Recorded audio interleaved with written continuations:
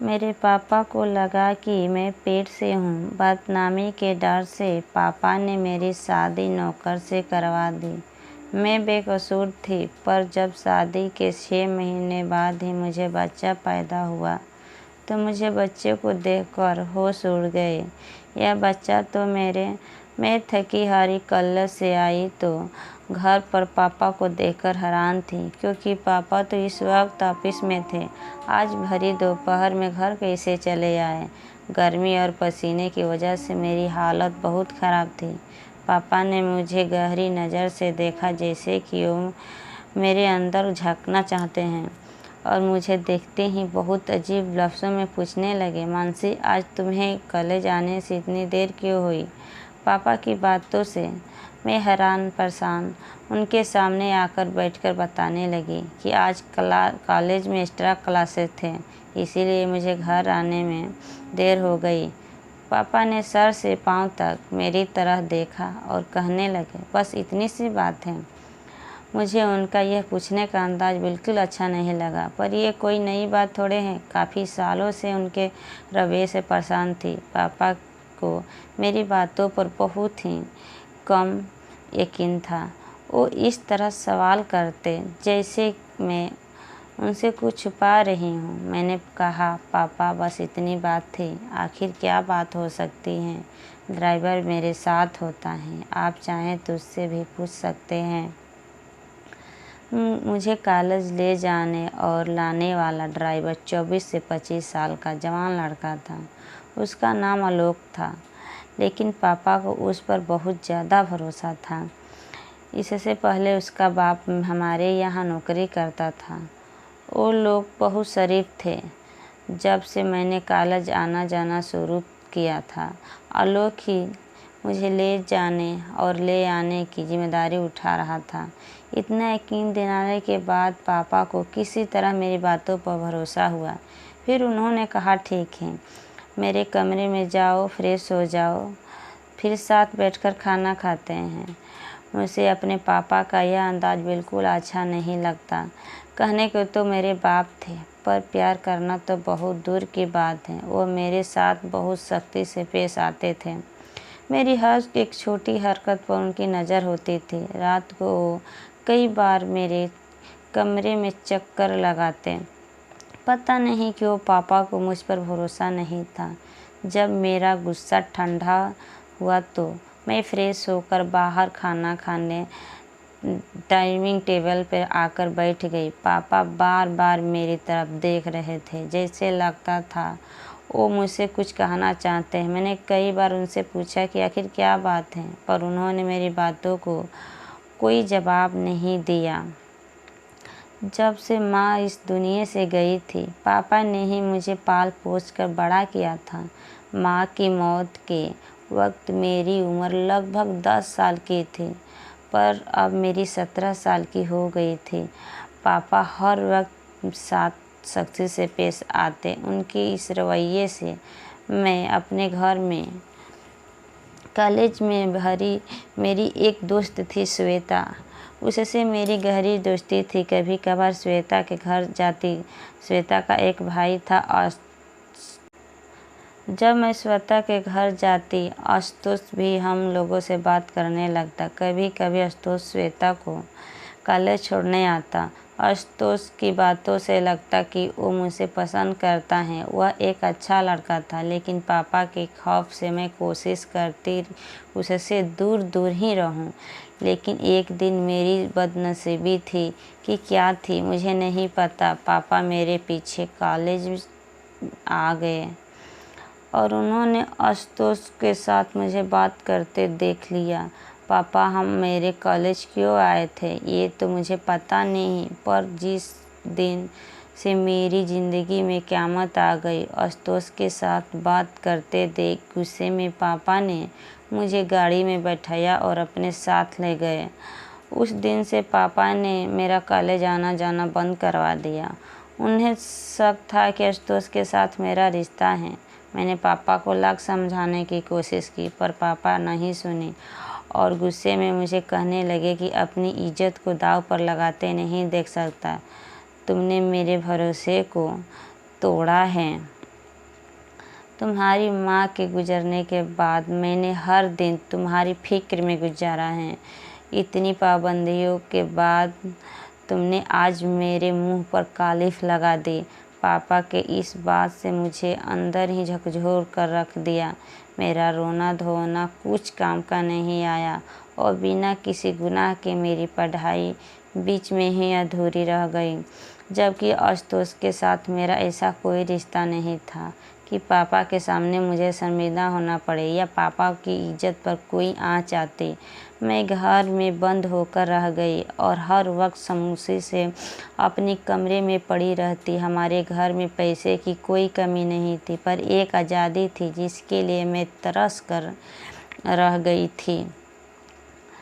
मेरे पापा को ही जब मेरे ऊपर भरोसा नहीं था तो गैरों से क्या उम्मीद रखती। एक दिन मेरे पापा के दोस्त प्रमोद अंकल, जो कि मेरे पापा के बिजनेस पार्टनर भी थे, हमारे घर आए। वह आते ही मेरी पढ़ाई के बारे में मुझसे पूछने लगे। मैंने रोते हुए उनसे सारी बात बता दी। वह पापा के पुराने दोस्त थे और अक्सर ही हमारे घर जाया करते थे, इसीलिए मुझे उनसे कोई झिझक नहीं थी। मैं अपने दिल की हर बात उनसे आसानी से बता करती। प्रमोद अंकल को जब मेरी पढ़ाई के बारे में पता चला तो उन्होंने समझाते हुए मुझसे कहा, तुम फिक्र मत करो, तुम्हारे पापा से बात मैं करूं, तुम्हारी पढ़ाई फिर से चालू करवा दूंगा। प्रमोद अंकल की बात सुनकर मुझे थोड़ी तसल्ली हुई, क्योंकि पापा प्रमोद अंकल की हर बात मानते थे। प्रमोद अंकल किसी दिन पापा से यह बात करते, इससे पहले मेरी ज़िंदगी ने एक और नया मोड़ लिया। एक दिन रात के वक्त मैं गहरी नींद में सोई थी कि पापा अचानक मेरे कमरे में आए। तो मेरे मोबाइल की घंटी बज रही थी। तो पापा ने मेरे मोबाइल उठाया तो फ़ोन आशुतोष का था। उसने मुझसे यह पूछताछ करने के लिए फ़ोन किया था कि उसे पता चला कि मैं उसकी वजह से मेरी पढ़ाई बंद करवा दी गई है। यह बात मेरी सहेली श्वेता से उसे अभी अभी पता चली तो उसे बुरा लगा और उसने फ़ौरन फ़ोन कर लिया। लेकिन पापा ने उस फ़ोन का भी गलत मतलब निकाला। उन्हें लगा कि मेरा आशुतोष के साथ वाकई में कोई गहरा रिश्ता है। उस रात से पापा ने मेरा मोबाइल फ़ोन छीन लिया और मुझे कमरे से बाहर निकलने तक मना कर दिया। यह सब होने के बाद मैं सारा वक्त कमरे में बंद रहती। कभी कभार प्रमोद अंकल आते तो मुझसे मेरे कमरे में मिलने चले आते। वह मुझे समझाते हुए कहते, बस कुछ दिन इंतज़ार कर लो, मैं तुम्हारे पापा को तुम्हारी पढ़ाई के लिए मना लूँ। अभी सब बातों को 2 दिन भी नहीं गुजरे। एक दिन पापा मेरे कमरे में आए और मुझसे कहने लगे, आज के बाद तुम मेरे कमरे में सोया करेगी। मैं जवान लड़की थी और मेरे लिए पापा के साथ सोना बहुत शर्म की बात थी। मैंने पापा से कहा, मैं अपने ही कमरे में ठीक हूँ। मेरी बात सुनकर पापा ने गुस्से में कहा, क्यों? रात के वक्त कमरे में तुमसे मिलने कौन आता है? पापा की इस बात की सुनकर मेरी आंखें आंसू आ गए और मैंने रोते हुए उनसे कहा, एक बार तो अपनी बेटी पर यकीन करे। पापा ने कहा, जितना भरोसा करना था मैंने कर लिया, पर आज के बाद तुम मेरे कमरे में ही सोया करेगी। उस दिन के बाद से पापा ने अपने कमरे में मुझे सुलाना शुरू कर दिया। पापा के कमरे में सोते समय मैं सारी रात जागते हुए गुजार देती, क्योंकि पापा के कमरे में सोना मुझे अच्छा नहीं लगता था। सारी रात जागने की वजह से जब मैं अपने कमरे में जाती तो पूरा दिन सोती। अभी इन सब वाक़ये को 3 महीने गुजारे थे कि अचानक मेरी तबीयत खराब होने लगी। ऐसा लगता था कि मेरा सर भारी हो रहा है और मुझे चक्कर आ रहा है। पापा ने जैसे ही मेरी बिगड़ी हुई तबीयत को देखा तो उन्हें यकीन हो गया कि मैं प्रेग्नेंट हूँ। मेरी ये हालत देखकर पापा ने गुस्से में मुझसे कहा, देखा, तुम्हारे गलत काम का नतीजा तुम्हारे सामने आ गया। जिस बात का हमें डर था वही हुआ। तुम उस लड़के से फ़ोन पर बात ही नहीं करती थी, बल्कि हमारे ख़ानदान की इज्जत मिट्टी में मिला दी। अब हम कहीं मुंह दिखाने के काबिल नहीं बचे। पापा की यह बात सुनकर मेरे सर पर आसमां गिर गया।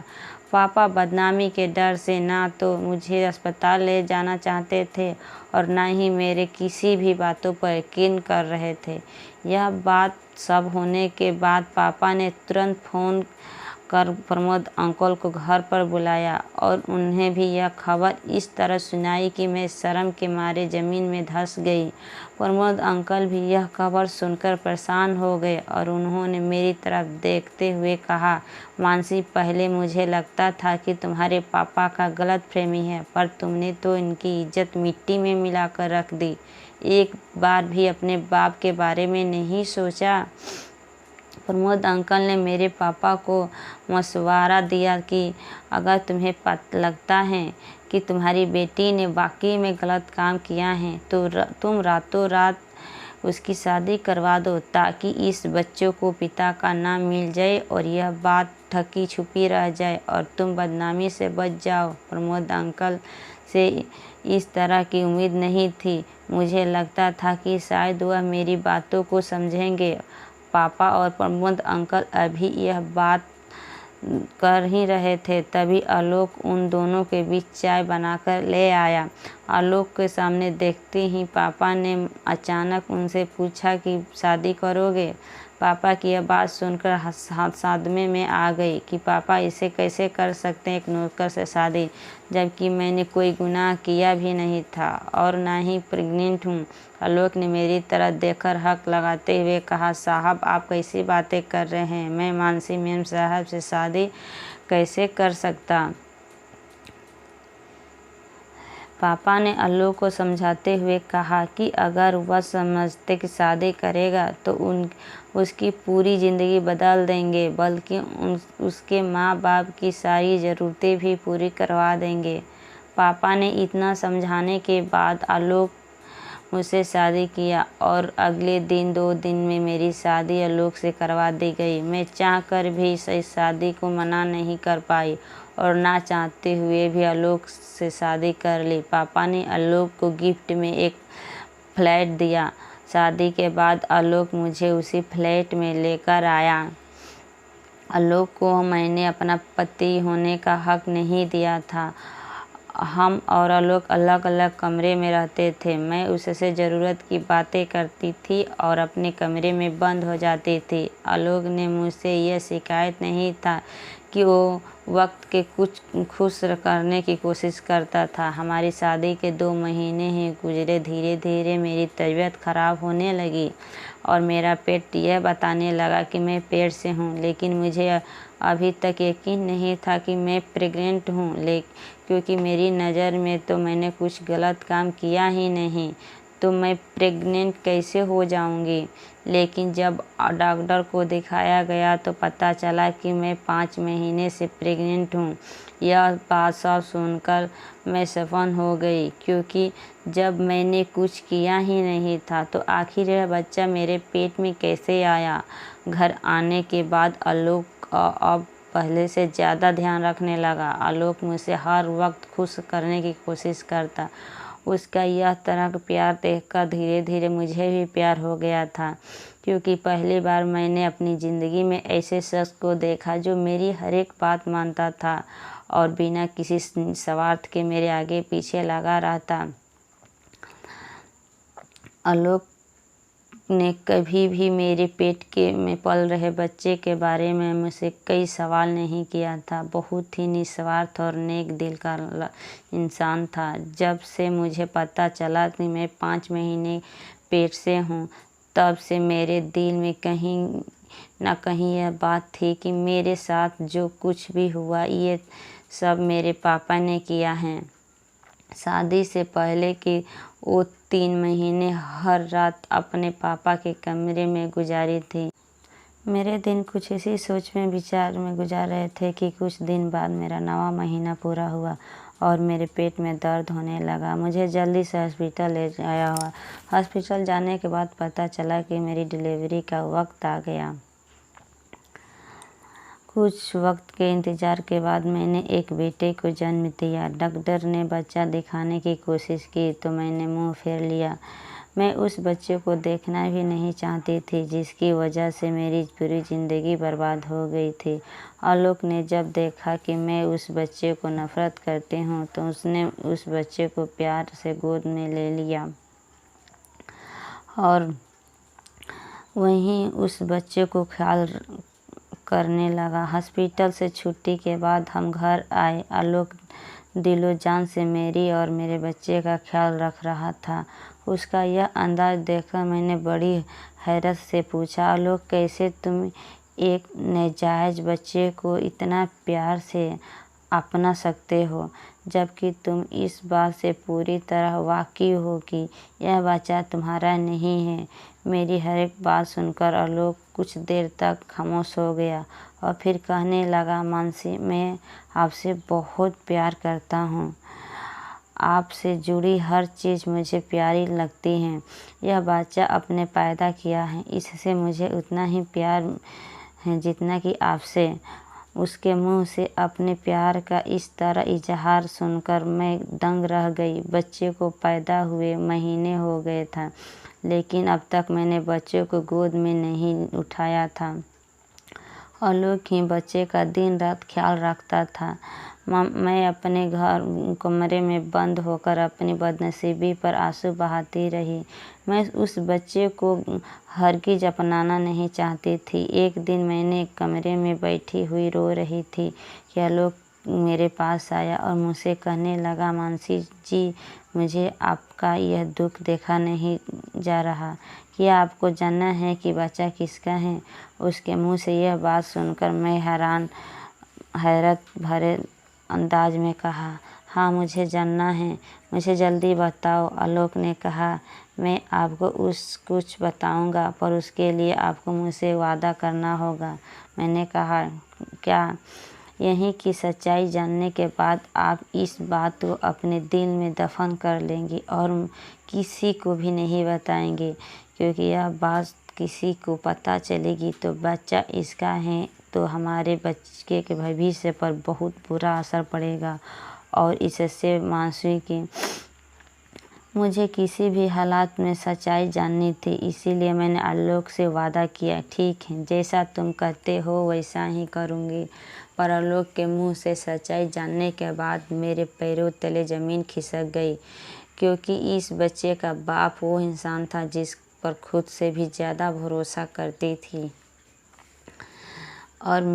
और मेरे बच्चे के पिता प्रमोद अंकल थे और प्रमोद अंकल यह सब मेरे साथ मेरी पापा की प्रॉपर्टी हड़पने के लिए किए थे। प्रमोद अंकल शुरू से ही मेरे पापा को मेरे प्रति भड़काते थे, इसीलिए मेरे पापा मेरे ऊपर भरोसा नहीं करते थे।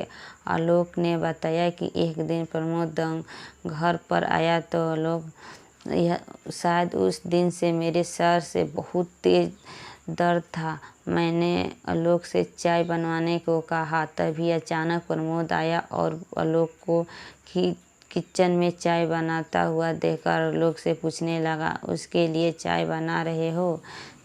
जब उसे पता चला कि आलोक मेरे चाय बना रहा है तो उसने किसी बहाने से आलोक को ज़रूरी काम के लिए बाहर भेज दिया और बोला, तुम।